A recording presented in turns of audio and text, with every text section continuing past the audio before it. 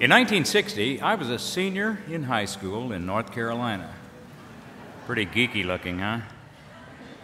At that time, I didn't have any idea. You can take the slide down, Wally. At that time, I didn't have any idea that there were a bunch of determined Methodists in Arizona building a new church way out in the middle of nowhere that eventually would become our church home in the decades to come. Sue Ellen and I married in a Methodist church in 1965, and in 1970 we moved to Arizona, and in 1977 we built a house just 3 blocks from here.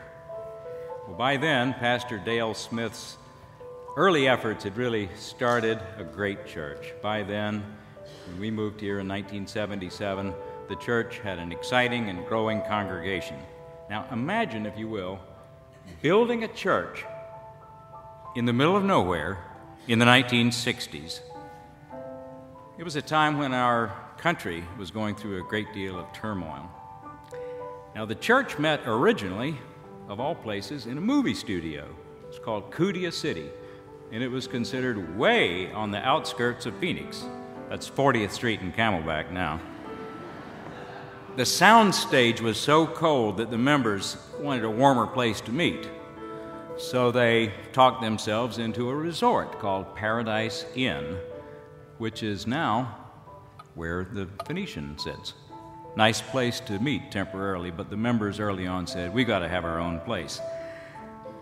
So what they did was they bought somewhere in excess of 15 acres.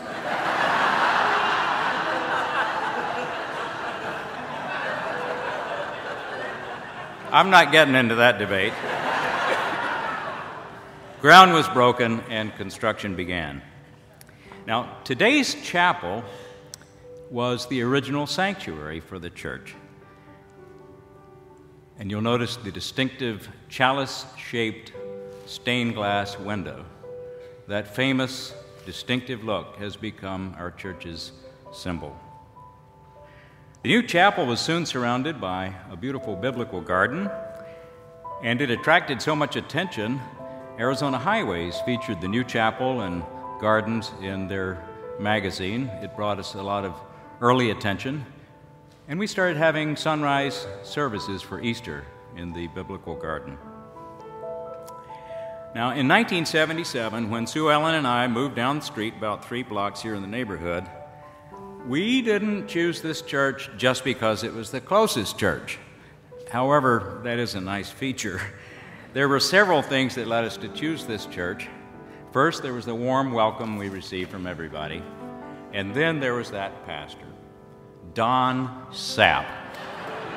I love that 70s hairdo. If we're going to do my high school picture, we have to do a 70s hairdo of Don Sapp.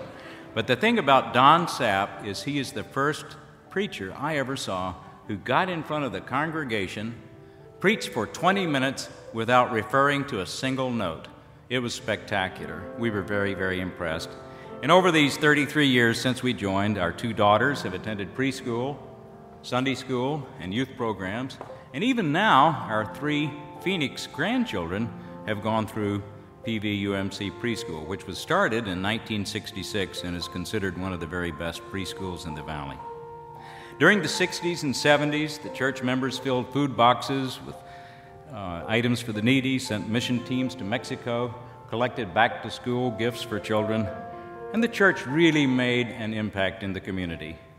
Worship and music filled the sanctuary as our choirs began to grow, and soon an adult choir of 40 started a wonderful tradition of presenting Handel's Messiah at Christmas time.